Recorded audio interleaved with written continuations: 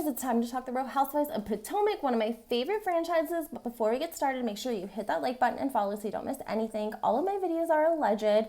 And I also want to tell you guys that we don't all have to like the same housewives. I try to do my best to report to you guys the gossip, what's going on, word on the street, whatever you want to call it, the tea. Sometimes my opinion gets mixed in there.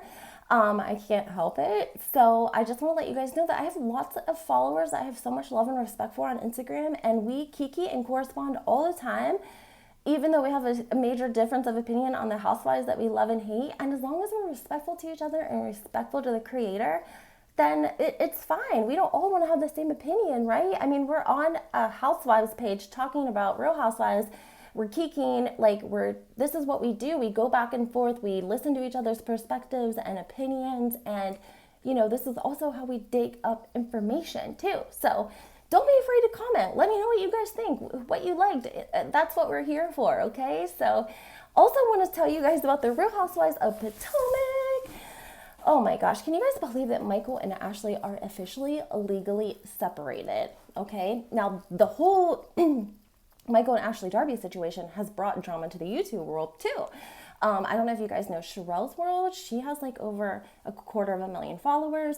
I have nothing but love and respect for her as well. I know her team works hard to try to get to the truth and make sure that, what she's talking about is true and facts and stuff that they verified. However, she explained on one of her shows that last Real Housewives of Potomac season, she was posting exclusive interviews because she has a really great source in Potomac. And a certain YouTuber would take her whole story and repost it the next day, word for word. And she said her source was getting mad because the source thought that she was selling the story to this YouTuber. So she didn't out the YouTuber, and it happened again, I guess, with this whole Michael and Ashley story because Sherelle got an exclusive. So, and like she said, guys, at some point, sometimes we're going to be sharing the same information, and that's totally okay. We're reporting about Bravo and the Housewives, but you have to give credit where credit's due to where you got your information. So this website this YouTuber is not doing that. Now, she didn't out them, but people were commenting and saying it was Kempire. I'm not super familiar with them. I'm going to look into them, but that's what's going on. If you guys know any more details about what's going on with them too, or any of that, make sure you comment, because Sherelle gets a great story out of Potomac. She's got great contacts, and she let us know that Ashley got hella money from her separation because she had signed a post-nup and she had the second baby, and supposedly she got between $3 and $5 million in cash, and that it didn't even hurt Michael, that he just paid it and kept it pushing. And you know what? I'm going to validate that with my own gossip because I saw him on Twitter, and you know what his hashtag was? It was hashtag newly single dad. I mean, I would be pissed. I probably wouldn't be pissed because she's probably glad to be away from him. I am not trying to say one way or the other about kids or anything like that. I can only say that for me and my experience, I was not the same person after I had a baby. And I'm not saying that's a good thing or a bad thing. I'm just saying you are not the same person after you have a baby. And she had 2 babies pretty close together. And she probably thought that she did not want to spend the rest of her life taking care of 2 kids with Michael. And I don't blame her. She can get that money. I guess she got the penthouse. She can get on her feet. She can take her salary from the Real Housewives of Potomac. She needs to start some sort of business now, is what she needs to do. And then I think she can come back as an OG housewife. I think we can actually get some good storylines out of Ashley. I think that we just haven't had a chance because Michael has been caught up in a sex scandal every single season, and it just clouds over anything else Ashley does.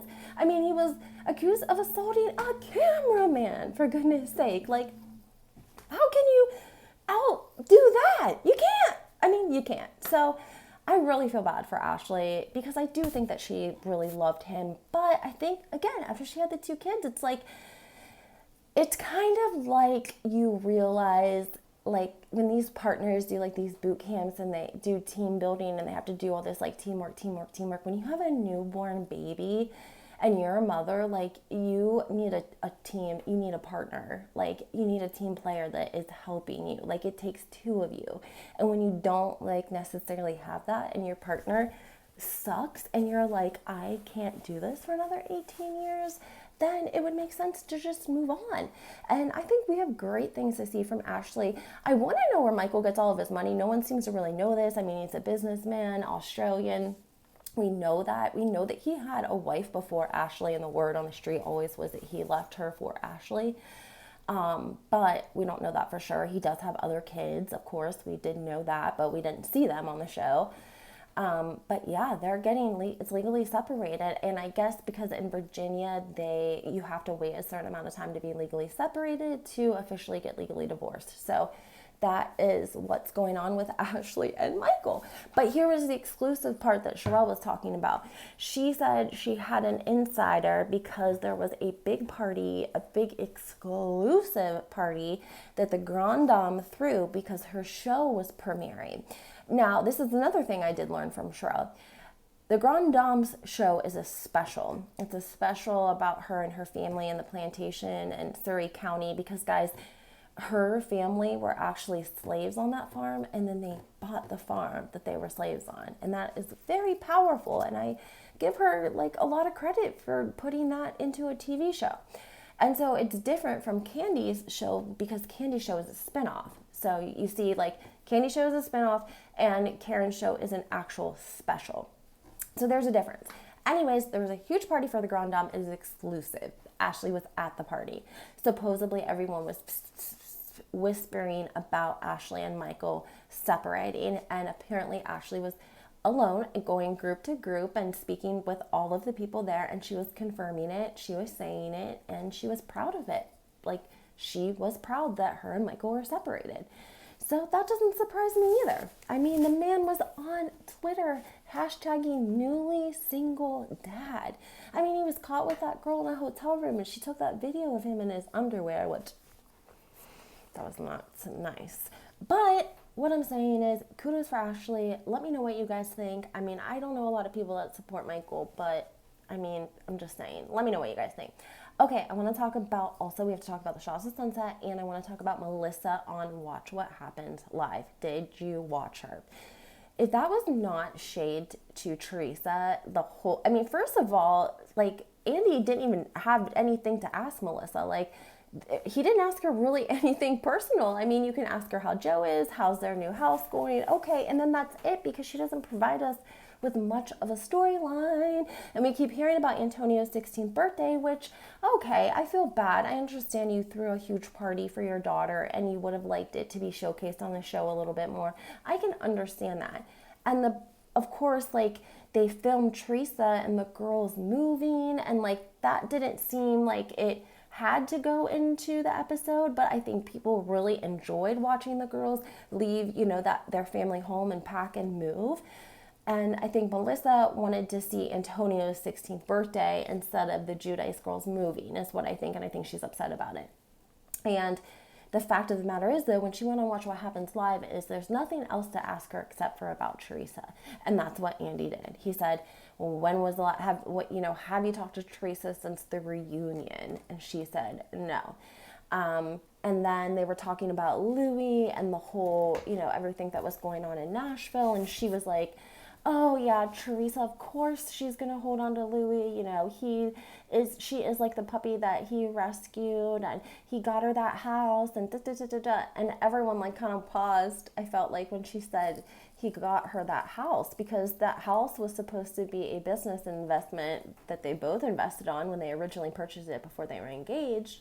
And then supposedly it's in an LLC. So I don't really understand why Melissa would even bring that up. I think she's, again, throwing shade.